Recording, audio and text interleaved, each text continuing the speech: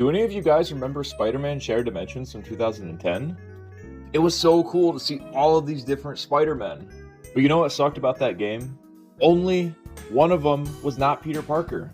The problem is, Peter Parker is just a boring character. Anyone can wear the mask. Why does Peter Parker get to be Spider-Man? Now, what if there was a sequel where it's not just Peter Parker? What if we could go into the Spider-Verse? You could almost say across the Spider-Verse and even beyond the Spider-Verse. In this video, I'm going to name off 4 Spider people that I think would work for the game. And just remember, it's my opinion, and if you don't like that, please leave and don't be toxic. But anyway, without further ado, let's get into this video.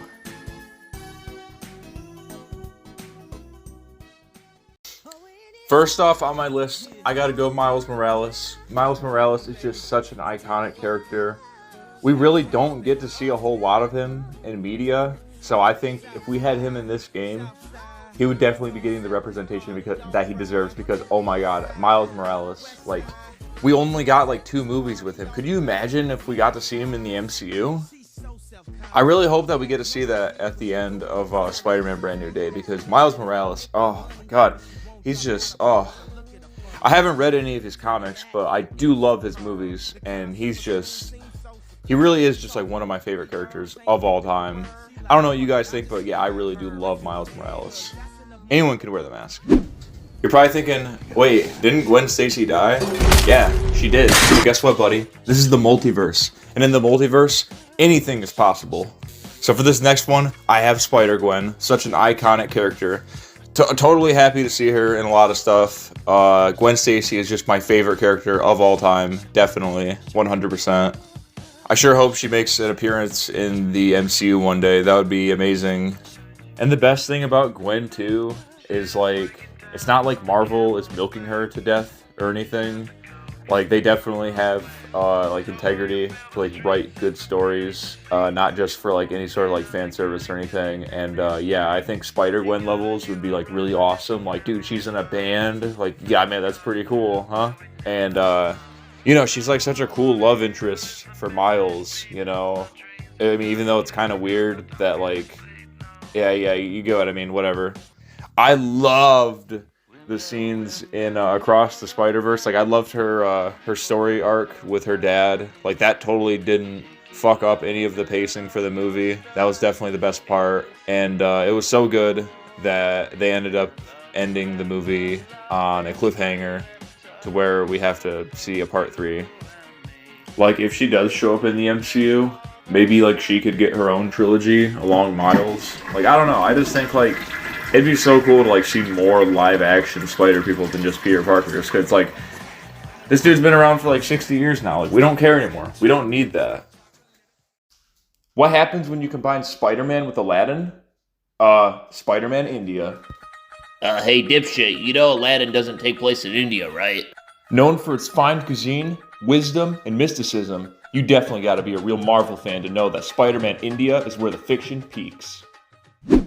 Yeah, he was totally the best part about the movie. Was not a waste of time at all, and I still remember those scenes to this day. Man is serving shit in a bowl. I mean, like, canon events, like, so cool. Like, such a cool concept.